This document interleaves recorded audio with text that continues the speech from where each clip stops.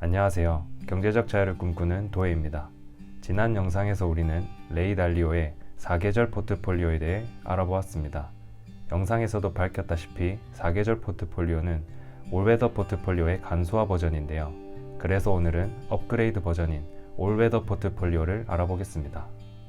아쉽게도 올웨더 포트폴리오의 구체적인 자산 비율이 공개된 적은 없었습니다. 하지만 대한민국에는 그 누구보다 레이 달리오를 많이 연구한 사람이 있었는데요. 김단태님은 그에 져서 절대 수익 투자 법칙에서 올웨더 포트폴리오를 자세히 분석합니다. 지금부터 한번 알아보겠습니다. 올웨더 포트폴리오는 크게 주식, 채권, 원자재, 금 4가지 자산군을 보유합니다. 각 자산군의 특징을 이해하는 것이 매우 중요하기 때문에 간략히 설명을 드리겠습니다. 주식은 기업의 지분 중 일부를 소유할 수 있는 자산으로 변동성이 크고 원금을 손실할 수 있다는 단점이 있지만 좋은 주식을 잘 선택할 경우 높은 수익을 얻을 수 있다는 장점이 있습니다. 채권은 일정한 만기까지 원금과 이자를 보장받을 수 있는 자산으로 주식만큼 높은 수익을 기대할 수는 없지만 발행자가 파산하지 않는 한 원금의 손실 없이 안정적으로 수익을 얻을 수 있습니다. 추가적으로 채권에는 물가 연동 채권이라는 자산도 있습니다. 물가 연동 채권은 명목 금리에 물가 상승률만큼 이자를 더 주는 상품인데요. 예를 들어 명목 금리 2%에 물가 상승률이 3%라면 총 5%의 이자를 받을 수 있습니다.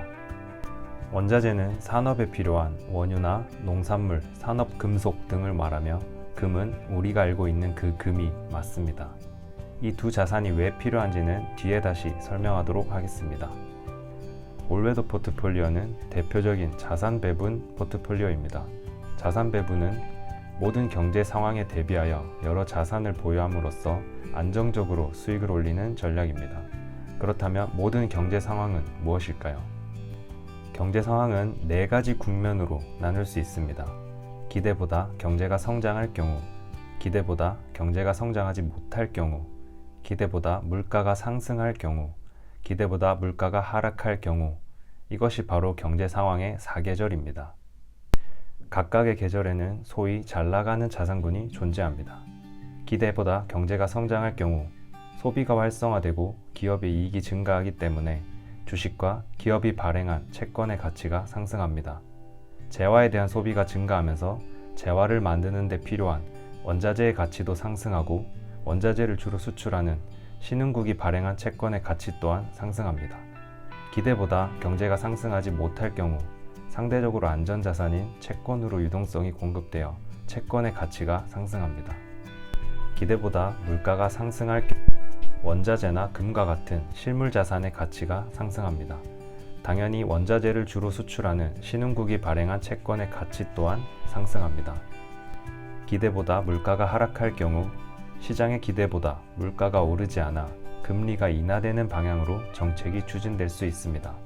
금리가 인하되면 기업들의 자금 조달이 쉬워져 주식의 가치가 상승하고 금리가 인하되면 비교적 금리가 높았던 채권의 가치가 상승합니다.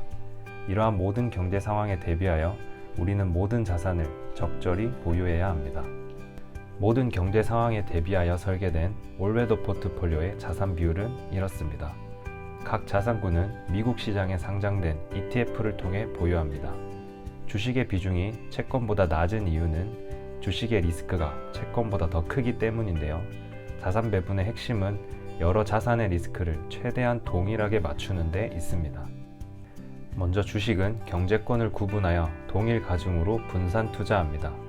미국 전체 시장에 투자하는 VTI, 미국 외 선진국 시장에 투자하는 VEA, 신흥국 시장에 투자하는 VWO.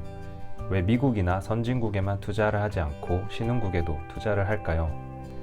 다음 그래프는 각국의 주식과 전 세계의 동일 가중으로 투자했을 때 수익률을 나타내고 있습니다. 미국 시장에 투자했을 경우 높은 수익률을 얻은 것은 사실이지만 전 세계의 동일 가중으로 투자했을 때에도 비슷한 수익률을 보이고 있습니다. 오히려 미국 시장에만 투자했을 때보다 손실률이나 회복력이 더 뛰어난 것을 알 수 있는데요. 미국이 언제까지 세계 경제의 패권을 거머쥘지 아무도 모르기 때문에 전 세계에 분산 투자하는 것은 수익과 안정성 모두 잡을 수 있는 현명한 투자입니다. 채권 또한 다양하게 투자하고 있습니다. 초장기 국채에 투자하는 EDV, 물가 연동 채권에 투자하는 LTPZ, 미국 회사채에 투자하는 VCLT, 신흥국 채권에 투자하는 EMLC. EDV와 LTPZ의 비중이 VCLT와 EMLC의 비중보다 더 큰 이유는 만기가 더 길기 때문입니다. 일반적으로 만기가 긴 채권을 보유하면 변동성은 더 크지만 더 높은 수익을 기대할 수 있습니다. 마지막으로 실물 자산입니다. 원자재에 투자하는 DBC, 금에 투자하는 IAU를 7%씩 보유합니다. 인플레이션이 매우 높은 시기에는 주식과 채권 모두 그 가치가 하락하는데요. 이때 손실을 방어해 줄 수 있는 자산이 바로 원자재와 금입니다. 이 둘은 꾸준히 우상향하는 자산은 아니기 때문에 높은 비율로 투자하는 것은 어렵지만 포트폴리오 전체 수익을 해지하기 위해서라도 반드시 일부 보유해야 합니다. 우리의 목표는 모든 경제 상황에 대비하는 것이니까요. 우리는 모든 경제 상황에 대비할 수 있는 올웨더 포트폴리오에 대해 알아보았습니다. 그렇다면 과거 올웨더 포트폴리오에 투자했다면 실제로 얼마를 벌었을까요? 다음 영상에서 그 수익률에 대해 자세히 알아보겠습니다. 지금까지 경제적 자유를 꿈꾸는 도혜였습니다. 감사합니다.